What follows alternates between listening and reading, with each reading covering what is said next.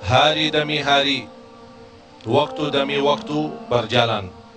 Umur kita terbatas dan semua terhitung hisabnya di sisi Allah Subhanahu wa ta'ala. Umur kita sejak kita dilahirkan sampai akan meninggal dunia sudah semua ditentukan oleh Allah Subhanahu wa ta'ala. Di antaranya rizki. Malah rizki itu salah satu rahasia Allah Subhanahu wa ta'ala, dan Allah Subhanahu wa ta'ala sendiri yang mengaturkan rizki manusia. Bukan hanya rizki manusia, bahkan seluruh makhluk Allah di muka bumi. Wa ma min dabbatin fil ardi illa 'ala Allahi rizquha. Setiap makhluk yang berjalan di muka bumi, Allah Subhanahu wa ta'ala yang mengaturkan rizkinya. Walaupun rizki kita sudah ditentukan oleh Allah, tapi sebagaimana kata Amirul Mu'minin Umar bin Al-Khattab radhiyallahu an, inna as-samaa'a la tumtiru dhahaba. Ketahuilah langit itu tidak akan menurunkan hujan emas. Walaupun rizki kita sudah ditentukan dan ditakdirkan oleh Allah Subhanahu wa ta'ala, tetap kita punya kewajiban untuk berusaha. Allah Subhanahu wa ta'ala menerangkan banyak di dalam Al-Quran, فَإِذَا قُضِيَتِ الصَّلَاةِ فَانْتَشِرُوا. Bergeraklah, berjalanlah, berikhtiarlah, berusahalah. فَانْتَشِرُوا فِي الْأَرْضِ وَابْتَغُوا مِنْ فَضْلِ اللَّهِ. Carilah karunia Allah, anugerah Allah, rizki Allah. Orang mukmin yang percaya kepada Allah dan senantiasa dia berikhtiar dan berusaha, tetap memiliki keyakinan, menggantungkan hatinya kepada Allah Subhanahu wa ta'ala. Itu yang namanya tawakkal qalbu. Bukan hanya tawakkal usaha, bukan hanya kita percaya kepada kemampuan diri kita atau kita percaya kepada kecerdasan kita, tapi tetap kita senantiasa memohon pertolongan Allah Subhanahu wa ta'ala. Dan segala amalan itu tergantung niat. Innamal a'malu binniyat wa innama likulli imri'in ma nawa. Kita punya amal, tapi sebelum kita beramal, sebelum kita berusaha, sebelum kita berikhtiar, tolong Bapak Ibu jangan lupa nawaitu. Saat kita mencari nafkah dan rezeki, nawaitunya untuk apa? Jadikan rezeki itu adalah jembatan yang membawa kita mendapatkan ridha Allah, jembatan membawa kita masuk surga Allah. Itulah nawaitu. Hal-hal kecil dengan nawaitu bisa menjadi besar di sisi Allah Subhanahu wa ta'ala. Ada orang nawaitu, dia mencari nafkah dan rezeki. Begitu dia mendapatkan rezekinya, dia nawaitu untuk memenuhi hak-haknya, kewajibannya terhadap istrinya, kewajiban terhadap anaknya. Sampai Rasul bersabda, sampai seorang suami suapin istrinya diberikan pahala sedekah. Coba bayangkan. Berarti nawaitu itu sangat berarti. Oleh karena itu Bapak Ibu jangan tinggalkan nawaitu. Di mana Anda berada, apa urusannya, mau kemana, tolong dihadirkan nawaitu. Karena dengan niat, disitulah akan kita sama-sama mendapatkan petunjuk Allah Subhanahu wa ta'ala. Semoga senantiasa kita dalam ikhtiar dan usaha kita, selalu kita menambah keyakinan dan kepercayaan kita kepada Allah Subhanahu wa ta'ala. Hari ini kita berusaha berikhtiar menghadapi sedikit kesulitan dan kesusahan. Jangan kita berkata, kenapa Allah tidak melancarkan rizki dan usaha saya? Tapi harus bertanya kepada diri kita, apa salah saya?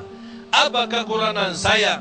Barangkali kalau kita muhasabah diri, oh ternyata hari ini saya merasa susah rizki karena ketiduran salat subuh tadi. Saya merasa malam ini tidak lancar karena saya lupa baca Al-Quran. Saya hari ini merasa tidak baik karena saya ketinggalan salat malam. Inilah muhasabah diri. Al-Imam Muhammad ibn Sirin pernah dia mencela orang, mencaci maki orang. Itu orang miskin. Orang itu tersinggung. Kata Imam Muhammad ibn Sirin, saya menunggu ucapan saya ini, menunggu akibahnya, menunggu balasannya 40 tahun. Coba bayangkan, hanya satu ucapan dia takutin, dia fikirkan, apalagi perbuatan. Bapak Ibu, berapa banyak perbuatan kita salah, berapa banyak kita melanggar aturan Allah, berapa kali kita menjauhkan diri dari perintah Allah, padahal kita semua hafal.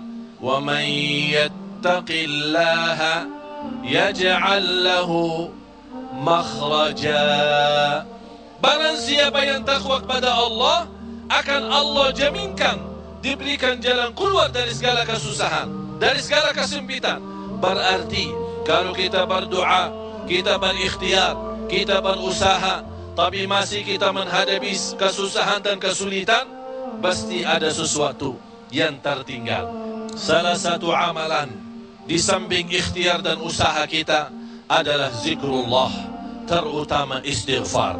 Karena termasuk istighfar adalah salah satu kunci mendatangkan rezeki. Sebaik istighfar itu sepanjang waktu, pagi, siang, sore, malam, naik motor, jalan kaki, naik bis, mau kemana-mana, tidak keberatan kita membasahi lidah dengan istighfar.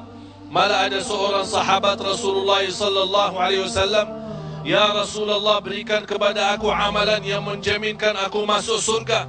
Rasul menjawab, "La yazalu lisanuka ratban min dzikrillah."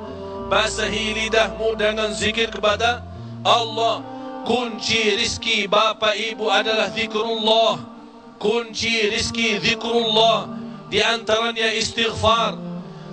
Allah subhanahu wa ta'ala menjaminkan dalam Al-Quran di surat Nuh, "Faqultu astaghfiru rabbakum innahu kana ghaffara." Apa manfaatnya istighfar? Yursilis samaa alaikum midrara wa yumdidukum bi amwalin wa banin wa yaj'al lakum jannatin wa yaj'al lakum anhara. Dengan istighfar terjamin keturunan. Dengan istighfar kemudahan rezeki.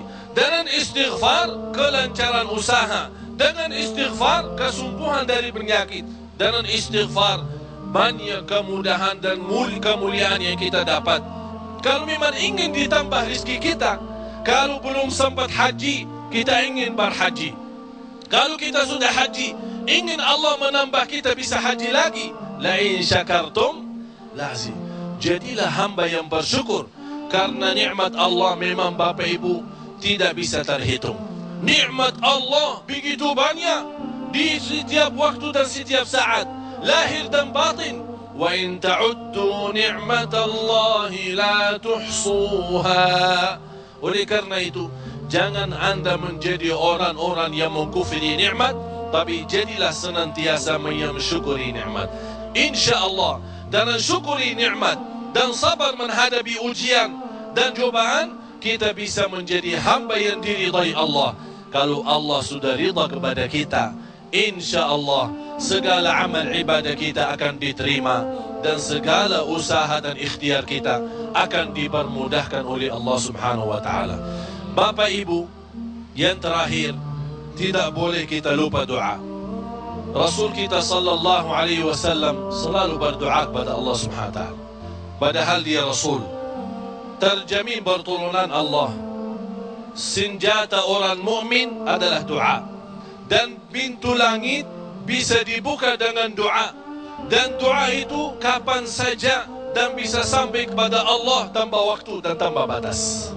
Selama kita masih berdoa kepada Allah, selama masih kita memohon kepada Allah, Allah akan senantiasa mendengar doa kita.